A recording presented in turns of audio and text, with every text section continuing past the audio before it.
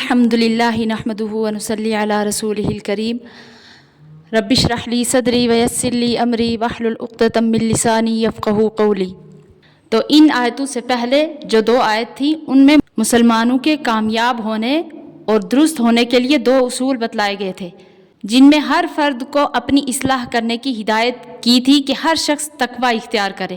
تو ان دو آیتوں میں بتلایا گیا ہے کہ مسلمان پورا کامیاب اس وقت ہوگا جب اپنے اعمال اور افعال کے ساتھ ساتھ دوسرے بھائیوں کی اصلاح کی فکر بھی رکھیں۔ اعوذ باللہ من الشیطان الرجیم، بسم اللہ الرحمن الرحیم۔ وَلْتَكُن مِّنكُمْ أُمَّةٌ يَدْعُونَ إِلَى الْخَيْرِ، اور چاہیے کہ ہو تم میں سے ایک ایسی جماعت جو بلاتی ہو نیک کام کی طرف، وَيَأْمُرُونَ بِالْمَعْرُوفِ، اور حکم کرتی ہو اچھے کاموں کا، وَيَنْهَوْنَ عَنِ الْمُنكَرِ، اور منع کرتی ہو برے کاموں سے، وَأُولَئِكَ هُمُ الْمُفْلِحُونَ، اور ایسے ہی لوگ پہنچے اپنی مراد کو۔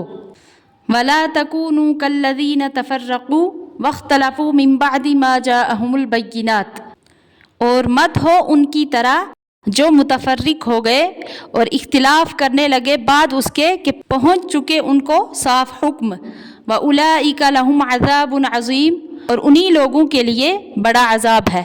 تو ان آیتوں سے پتہ چلتا ہے کہ مسلمانوں کی کامیابی دو چیزوں پر موقوف ہے۔ ایک تو وہ جو ان آیتوں سے پہلی دو آیتوں میں گزر چکا، یعنی تقوی اور اعتصام بحبل اللہ۔ تقوی یعنی ان چیزوں سے بچنا اور ڈرنا جو اللہ تعالیٰ اور اس کے رسول کو پسند نہیں، اور اسی طریقے سے اعتصام بحبل اللہ یعنی اللہ کی رسی کو مضبوطی سے تھامے رکھنا۔ اللہ کی رسی یعنی دین کو مضبوطی سے تھامے رکھنا۔ ایک تو کامیاب ہونے کا ذریعہ یہ ہے، دوسرے دعوت و تبلیغ کے ذریعہ دوسروں کی اصلاح، جس کا ذکر ان دو آیتوں کے اندر ہے۔ وَلْتَكُن مِّنكُم سے اسی دوسری ہدایت کا بیان ہے۔ تو گویا ان دونوں آیتوں کا خلاصہ یہ ہوا کہ خود بھی اپنے اعمال اور اخلاق کو اللہ تعالیٰ کے بھیجے ہوئے قانون کے مطابق درست کرو، اور اپنے دوسرے بھائیوں کے اعمال کو درست کرنے کی بھی فکر رکھو، یعنی دوسرے بھائیوں کو بھی قرآن اور سنت کے احکام کے مطابق اچھے کاموں کی ہدایت اور برے کاموں سے روکنے کو ہر شخص اپنا فریضہ سمجھے، تاکہ یہ اللہ کی رسی اس کے ہاتھ سے چھوٹ نہ جائے۔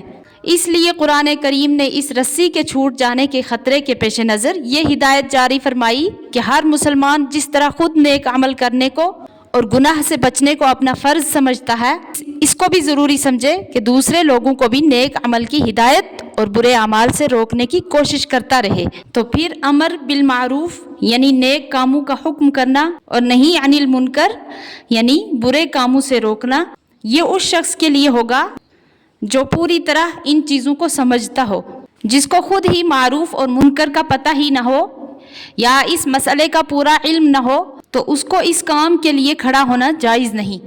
اور اسی طریقے سے امر بالمعروف اور نہی عن المنکر کرنے کی وجہ سے اگر اس کو بہت زیادہ نقصان پہنچتا ہو، تو حدیث میں ارشاد فرمایا گیا ہے کہ گناہ کو ہاتھ اور طاقت سے نہ روک سکے تو زبان سے روکے، اور زبان سے روکنے پر طاقت نہیں رکھ سکتا تو دل ہی سے برا سمجھے۔ تو اب یہاں پہ جو لفظ معروف ہے، معروف میں وہ تمام نیکیاں اور بھلائیاں داخل ہیں جن کا اسلام نے حکم دیا ہے، اور اسی طرح منکر میں تمام وہ برائیاں اور مفاسد داخل ہیں جن کو رسول کریم صلی اللہ علیہ وسلم کی طرف سے ناجائز قرار دینا معلوم اور معروف ہے۔ تو آج اس طرح کے لوگ بہت کم بچے ہیں، لیکن اگر کوئی امر بالمعروف اور نہی عن المنکر پر عمل کرتا رہے گا تو انہی کے لیے فرمایا گیا ہے وَأُولَئِكَ هُمُ الْمُفْلِحُونَ، یعنی حقیقت میں یہی لوگ کامیاب ہیں۔ اور اس کے بعد والی آیت میں جو فرمایا وَلَا تَكُونُوا كَالَّذِينَ تَفَرَّقُوا، کہ ان لوگوں کی طرح مت ہو جو تفریق ڈالتے ہیں۔ مطلب یہ ہے کہ یہود و نصارہ کی طرح مت بنو جنہوں نے اللہ تعالیٰ کے صاف احکام پہنچنے کے بعد محض وہم اور خواہشات کی پیروی کر کے شریعت کے اصول میں متفرق ہو گئے، اور آپسی جنگ و جدال کی وجہ سے عذاب الہی میں مبتلا ہو گئے۔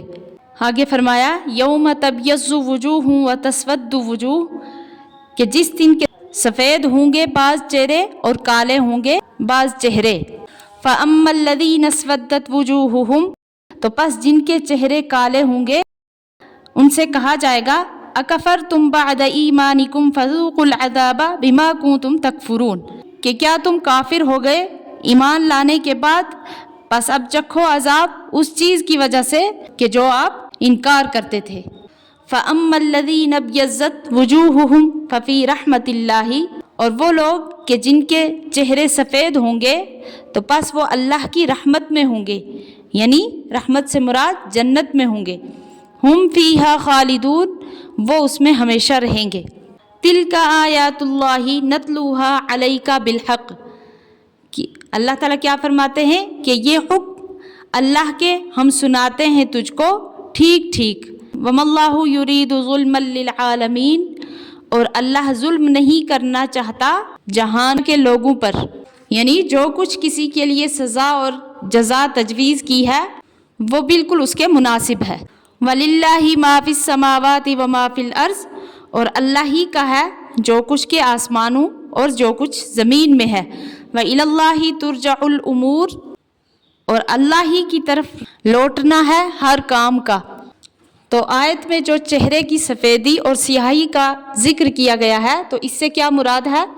मुफस्सिरीन के नज़दीक सफ़ेदी से मुराद नूरे ईमान की सफ़ेदी है, यानी मोमिनीन के चेहरे नूरे ईमान से रोशन होंगे।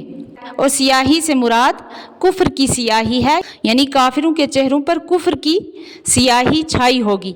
हज़रत इकरमा रज़ी अल्लाह अन्हु फरमाते हैं कि सियाह चेहरे अहले किताब के उन लोगों के होंगे कि जो आप सल्लल्लाहु अलैहि वसल्लम के मबऊस होने से पहले तो आप सल्लल्लाहु अलैहि वसल्लम की तस्दीक करते थे, लेकिन जब आप सल्लल्लाहु अलैहि वसल्लम मबऊस हुए तो बजाय आपकी तायीद और नुसरत करने के उल्टा जुटलाना शुरू कर दिया। तो इसी तरीके से इसमें बहुत से अक़वाल और भी हैं कि जैसे इमाम कुर्तबी रहमतुल्लाह अलैह ने अपनी तफसीर में आयत यौम तब्यज़्ज़ु वुजूह व तस्वद्दु वुजूह के मुताल्लिक फरमाया कि मोमिनीन मुखलिसीन के चेहरे सफ़ेद होंगे, लेकिन उनके अलावा उन तमाम लोगों के चेहरे सियाह होंगे जिन्होंने दीन में तग़य्युर और तबद्दुल किया, दीन को बदल दिया, ख्वाह वो मुर्तद और काफिर हो गए हों, ख्वाह अपने दिलों में निफाक को छुपाए हुए हों, इन सब के साथ यही मामला किया जाएगा। तो अल्लाह ताला ने आयत में चेहरे की सफ़ेदी को पहले ज़िक्र किया है और सियाही को बाद में। तो इससे मालूम होता है कि अल्लाह ताला ने अपने पैदा करने के मकसद की तरफ इशारा किया है। तो वो मकसद है अपनी मखलूक पर रहमत करना, ना कि अजाब।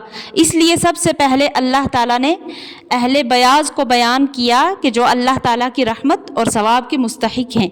उसके बाद अहले सवाद को ज़िक्र किया गया जो अजाब के मुस्तहिक हैं।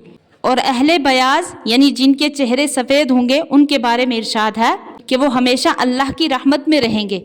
हज़रत इब्न अब्बास रज़ी अल्लाह अन्हु फरमाते हैं कि रहमत से मुराद इस जगह जन्नत है।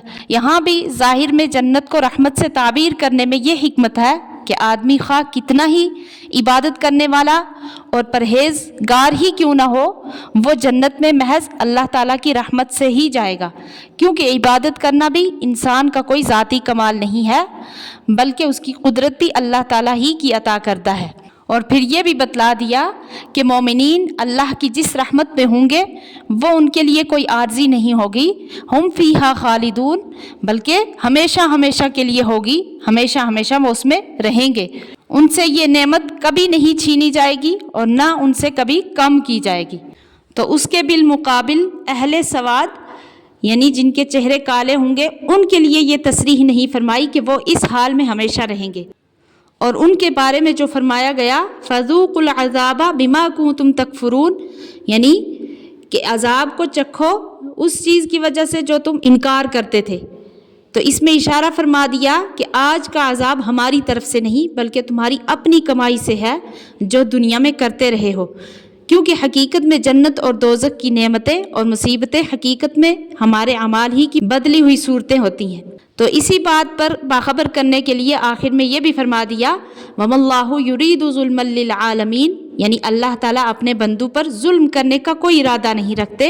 अजाब सवाब जो कुछ है ऐन इंसाफ और मुक्तज़ाए हिकमत और रहमत है। अल्लाह ताला सही समझने की तौफीक अता फरमाए, आमीन।